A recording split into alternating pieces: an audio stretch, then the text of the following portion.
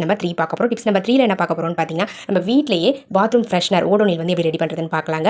அதுக்கு நான் வந்து ரசக்கற்பூரம் வந்து ஒரு 3 ரசக்கற்பூரம் நல்லா பொடிச்சு எடுத்துருக்கேங்க. அந்த ரசக்கற்பூரத்தை நல்லா பொடியாக்கிட்டு இந்த மாதிரி இருக்கிற மாதிரி எடுத்துக்கோங்க. அடுத்தது இது கூட கம்ஃபர்ட் வந்து ஒரு அரை மூடி கொஞ்சமாக வந்து கம்ஃபர்ட் வந்து ஆட் பண்ணிக்கோங்க. கம்ஃபர்ட் ஆட் பண்ணிட்டு இது கூட ஃபெவிகால் வந்து லைட்டாக ஆட் பண்ணிக்கலாங்க. தேவையான அளவுக்கு ஃபெவிகால் ஆட் பண்ணிக்கோங்க. ரொம்ப அதிகமான பொருட்களை லிக்விடாக நீங்கள் ஆட் பண்ணிட்டீங்க அப்படின்னா காயறதுக்கு கொஞ்சம் லேட் ஆகும். ஸோ அதனால் திட்டமாக தேவையான அளவுக்கு மட்டும் ஆட் பண்ணிக்கோங்க ஃப்ரெண்ட்ஸ். இது கூடவே கொஞ்சம் பான்ஸ் பவுடர் ஆட் பண்ணிக்கிறேன். ஸோ எந்த பொருள்லாம் உங்களுக்கு வாசனை கொடுக்குமோ ஸோ அந்த பொருட்கள்லாம் நீங்கள் சேர்த்து ஆட் பண்ணிக்கலாம். இதில் ஸோ உங்களுடைய சாய்ஸ் தான் அது. நான் எனக்கு பிடிச்ச பொருட்கள்லாம் ஆட் பண்ணிக்கிறேங்க. இப்போ நம்ம ரெடி பண்ணி வச்சிருக்க அந்த கலவையை ஒரு பேப்பரில் வந்து இந்த மாதிரி ஸ்ப்ரெட் பண்ணி விட்டுக்கோங்க. ஸ்ப்ரெட் பண்ணி விட்டுட்டு ஒரு கயிறு வந்து எடுத்துக்கோங்க. அந்த கயிறை வந்து டாப்ல ஏதாச்சும் ஒரு இடத்துல வந்து பார்த்தீங்கன்னா இந்த மாதிரி ஹேங் பண்ணுறதுக்காக இந்த கலவையில் சென்டரில் வச்சு விட்டுருங்க ஃப்ரெண்ட்ஸ். அவ்வளோதாங்க. இந்த மாதிரி உள் பக்கமாக போகிற மாதிரி வச்சு விட்டுருங்க. இது கூட ஃபைனலாக நம்ம ஜவ்வாது கொஞ்சம் லைட்டாக மேலே ஆட் பண்ணிக்கலாம். ஆட் பண்ணிட்டு நல்லா ட்ரை ஆன பிறகு இந்த மாதிரி அந்த பேப்பர்ஸ்லாம் கட் பண்ணி ரிமூவ் பண்ணிட்டீங்க அப்படின்னா சூப்பரான ஹோம் மேட் ரூம் ஃப்ரெஷ்னர், அதாவது ரூம் ஃப்ரெஷ்னராகவும் யூஸ் பண்ணிக்கலாம். இதில் பாத்ரூம்லேயே நம்ம வச்சு யூஸ் பண்ணிக்கலாம். உங்களுக்கு தேவைப்பட நீங்களே இதே மாதிரி ட்ரை பண்ணி பாருங்க ஃப்ரெண்ட்ஸ். நம்ம வீட்டிலேயே நம்ம வீட்டில் இருக்கக்கூடிய பொருட்களை வச்சு சூப்பரான ரூம் ஃப்ரெஷ்னர் ரெடி பண்ணியாச்சு.